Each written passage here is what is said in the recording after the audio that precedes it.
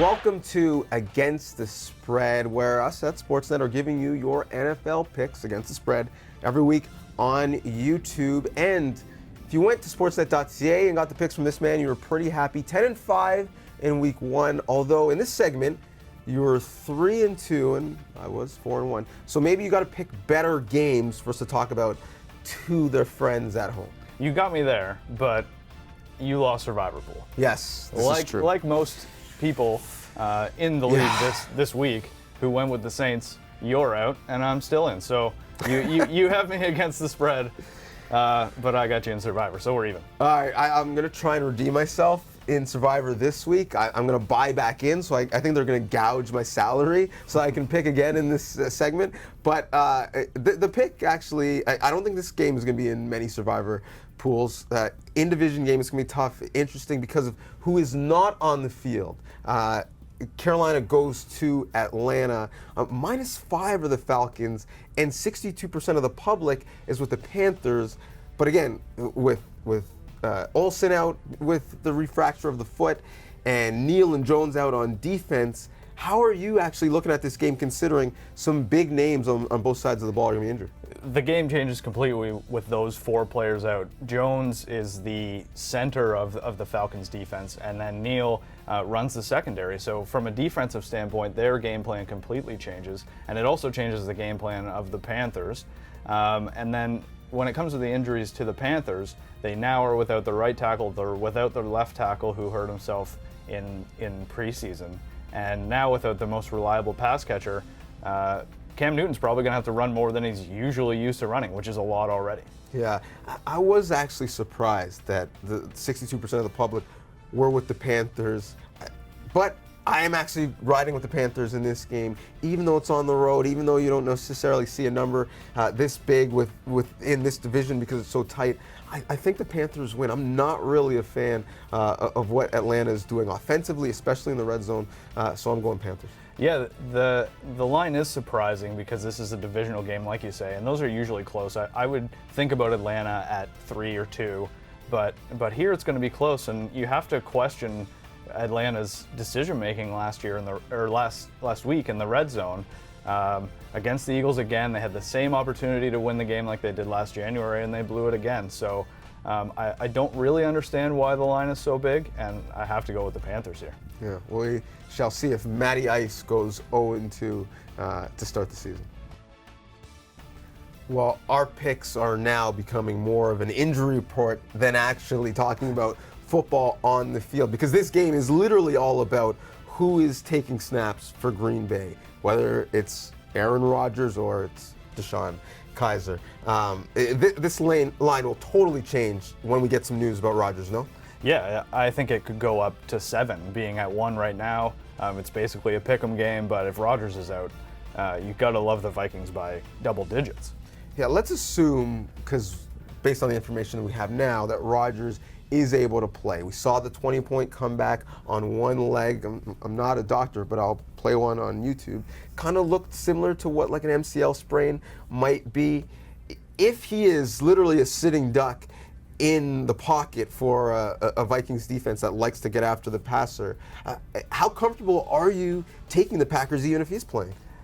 With Aaron Rodgers playing, there's always a chance that they can win. We saw what he did on one leg. It was incredible. It's not like anything we've seen before.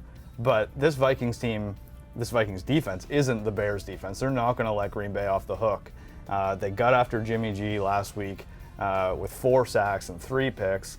And if Rodgers has to stand in the pocket and play on one leg, they're going to know it, and they're going to take as much advantage as they can. Yeah, speaking of taking advantage, I think if you're smart, I think you take the Vikings here while we know, or we think that Rodgers might play, because again, you mentioned it, that line's going to move if he is ruled out of this game. And to be honest, I think the Vikings are good enough defensively and balanced enough, unlike Chicago was last week, to beat the Packers outright. This is a team that people consider a real Super Bowl contender. I like the Vikings. Yeah, and the Vikings can do things that the Bears didn't seem willing to do on Sunday night, like run the ball on 3rd and 1 in the 4th quarter with a lead. Multiple times the Bears chose not to do that. Dalvin Cook is looking good early on. I'm really interested to see how Kirk Cousins is going to come up against Aaron Rodgers here. If this turns into a shootout, how can Cousins answer after an okay week one, but not a great week one? Yeah, he's trying to trademark. You like that? We'll see if Kirk Cousins has a trademark Aaron Rodgers performance now that he's in the NFC North going against him.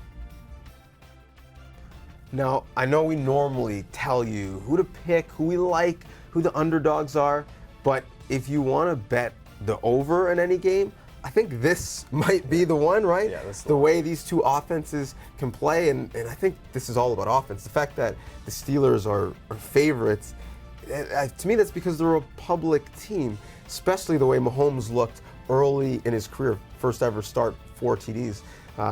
Youngest guy ever to do that in his first start. Who do you like in this matchup? I like the Chiefs, especially with the line at 5 for the Steelers. The Chiefs were incredible last week offensively. I won't pick against them again until they show me a reason why not. Tyreek Hill was amazing. Patrick Mahomes, like you mentioned, looked great with very little experience. And against a Steelers team that was really mistake-prone last week, they had some good defensive players, especially T.J. Watt, who jumped out in that game. He was 4 amazing. sacks. But I got to go with the Chiefs here, even just to keep it close. But I could see them winning straight up. Yeah, James Conner, obviously, great story, getting the start for Le'Veon Bell, going for 192 all-purpose. But people think of the big three. They think of the Steelers as far as the backfield. But the big three really, when we're talking about the future of this conference, might be Mahomes and the skill position players that he's got on the outside. Tyreek Hill might be the fastest guy in the league. Yeah. I really like the Chiefs in this game as well. And we didn't even see the best from Kareem Hunt last week. He was actually bottled up. The question marks come on defense. They gave up 540 yards to the Chargers last week, which is incredible.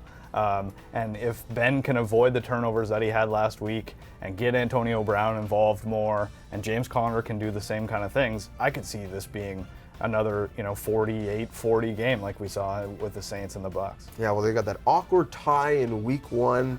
They don't want to have a loss to go with it, and then you're falling behind the 8 ball early in the AFC. But the public is with the Chiefs, and so are we. I really love this game because we have a home dog in the Jags, and this is also a rematch of the AFC Championship game. Patriots. This number's moved a bit, but the Pats at 1.5. Do you like the Pats in this game, or are you going with the Jags? I like the Jags. They have home field advantage. They have that defense that was incredible against the Giants last week. Didn't exactly bottle up Barkley or Beckham, but held them just to a touchdown between the two of them, and gave Eli Manning some struggles. So I like the Jags. And we know the formula to beat Tom Brady is to get pressure on Tom Brady. And if any team can do it, it's going to be the Jags. The Patriots did a really good job of stopping that last week, allowing just 4 QB hits and 2 sacks against Clowney and J.J. Watt. But I think the Jaguars are a totally different beast, and I think they could score again on defense, and they could frustrate Brady. We said maybe you should take the over with the Chiefs and the Steelers. I want to take the under in this game, and that's not really a lock, but I would lock that because you got 2 defensive teams, and the Patriots, where you're thinking, well, they're not a defensive team. Tom Brady's the best quarterback of all time. They have no receivers, and when you're going against the best secondary in the league, you mentioned everything that the Jags do have. What they don't have, though, is a healthy Leonard Fournette. Hamstring injury, those can be pesky. Yeldon looked good, but does that worry you at all, especially going up against Bill Belichick? If there's one reason not to go with the Jags, that's exactly it. When Fournette went out last week, the Jags kind of changed offensively from looking like a team that would be able to move the ball to one that did it in spurts. Blake Bortles is so unpredictable, and we don't know about Yeldon. He's just the backup. So we'll see what they can do. I still like the Jags because of what the defense brings and how they can beat Brady, but it's definitely a concern. The other thing that I love about this game is Jalen Ramsey and Gronk. Ramsey basically called him overrated in the offseason, which is ridiculous, and we could see a matchup. I'd love to see Ramsey versus Gronk in this game, so I'll be looking out for that. Yeah, I mean, listen, Jalen Ramsey, you can send your tweets to G-Lo, not to me. I'm not going to disrespect you. But I think people are going to be in our mentions and in the comments of this video because, yes, it is weird. We are choosing Bortles service over Bill Belichick and Tom Brady. But you mentioned Ramsey. It's not just him. I actually think they're going to use Miles Jack on Gronk as well, which keeps their corners outside and allowing them to lock down the Dorsetts and the Hogans of the world. I think it's going to be a tough day, especially if we're talking about running backs. Sony Michel is not in the backfield once again for the Patriots. I'm not really sure how they move the ball against the Jags defense. And we talked about last week the fact that the Jags can't score. Well, maybe their defense will score. Their defense scored last week, and they ended up winning. I think that might happen again. That's right. This is going to be your lock of the week. Who are you going to make upset? It will be Big Blue Nation and the Giants fans or America's team and Cowboy Nation? It's going to be Cowboy Nation. I have to go with the Giants here, and it mostly has to do with the fact that the Cowboys were awful last week on offense. That offensive line is in shambles, and it was a huge preseason storyline that actually came to fruition, one of the very few that did. And because of their problems, they didn't communicate, they couldn't block anybody. Zeke couldn't run, which is the reason the Cowboys have seen success in the last couple of years, and they couldn't protect Dak. And when he doesn't have protection, things get bad. He was sacked 6 times. They have no one to throw the ball to, and I like the Giants here for that main reason. The Giants looked good and hung tough with the Jags last week, but couldn't get enough going. Miles Jack's pick 6 was a killer for them. But I like Saquon Barkley. He showed what he can do with that 68-yard touchdown run.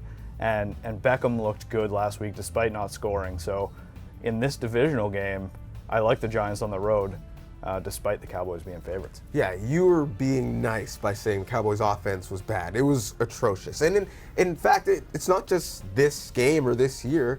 In their last 9 games, 5 of them, they've failed to score double digits. Their number 1 receiver at this point, while Des Bryant trolls them on Twitter during games, is Cole Beasley, who is smaller than the two of us. That's not a recipe for a successful offense. And you mentioned it, the Giants hung tough with the Jags. If Eli Manning doesn't throw that pick 6, they probably win that game. Even if he does throw it directly to some Cowboys defensive backs, they're probably going to drop them because they're not very good. This team is not very good, and when the public is going against the Cowboys, that shows you how bad they are. This is why the line is really confusing, and that's why I'm rolling with the Giants. To make matters worse for the Cowboys, who only mustered 230 yards of offense last week and gave up those 6 sacks, the Giants are getting Olivier Vernon back, or could get Olivier Vernon back. He's their best defensive player, arguably, and he can get after the quarterback, so he can cause a nightmare for Dak Prescott, and their home opener could be a losing effort.